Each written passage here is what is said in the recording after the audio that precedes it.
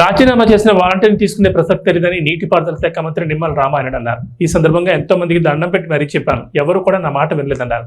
జగన్మోహన్ రెడ్డి గెలిపే లక్ష్యంగా పనిచేసిన మిమ్మల్ని క్షమించే ప్రసక్తి లేదన్నారు.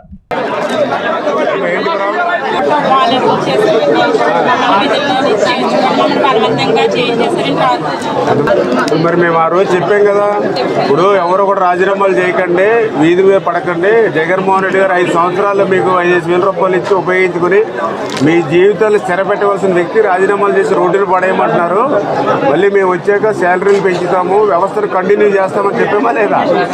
అలాగే నేను కూడా గట్టిగా చెప్పాను కదా, మరి మా మాటలు నమ్మాలి కదా మీరు. వాళ్ళు బలవంతం చేస్తే, వాడు బెదిరించి చేస్తే మీరు కూడా మాకు కంప్లైంట్ ఇవ్వాలి కదా. నేను కూడా చెప్పాను ఆ రోజు, ఎవరినైనా బెదిరిస్తే కంప్లైంట్ ఇవ్వండి అని చెప్పాను. మీరు ఎవరు ఇవ్వలేదు. మరి ఏం చేయాలి చూద్దాం.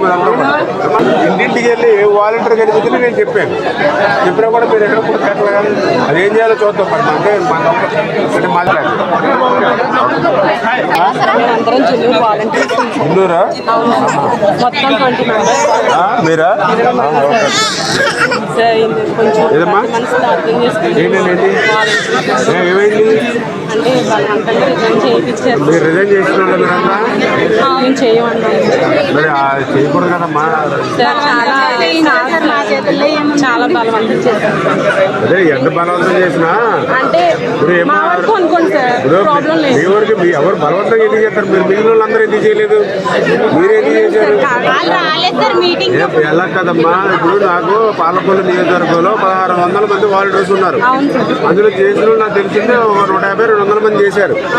మరి మిగిలిన వాళ్ళు చేయలేదు. మరి మీరు ఎందుకు చేశారు?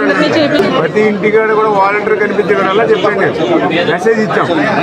ఇప్పుడు రాజీనామా చేసి వచ్చారు. ఇప్పుడు ఏం చెప్పాం మనం? ఇది ఆ రోజు మనం చెప్పాం కదా చాలా క్లియర్గా, ఇంటి దగ్గర దండం పెట్టి మరీ చెప్పారు, చెల్లెమ్మ మీరు రాజీనామా చేయకండి, రోడ్డు మీద పడకండి. రేపు పొద్దున మన ప్రభుత్వం వచ్చాక వాలంటీర్కి శాలరీలు కూడా పెంచుతాము.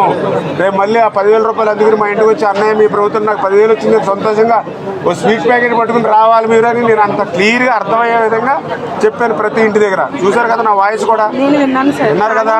విన్నప్పుడు మీరు ఏం చేయాలి? మన ఎమ్మెల్యే గారు కంటే నమ్మకస్తులు మీకు ఎవరుంటారు ప్రపంచంలో? మీరు ఉన్నప్పుడు ఏం చేయాలి? మీరు వీళ్ళ మాటలు ఎక్కలేదు, ఎమ్మెల్యే గారు ఉన్నారు అని మనం ఉండాలి. మీరు ఎవరు చేయలేదు, మీరే చేశారు అనవసరంగా. టౌన్లో ఉంది అక్కడక్కడే చేశారమ్మా, అందరూ చేయలేదు.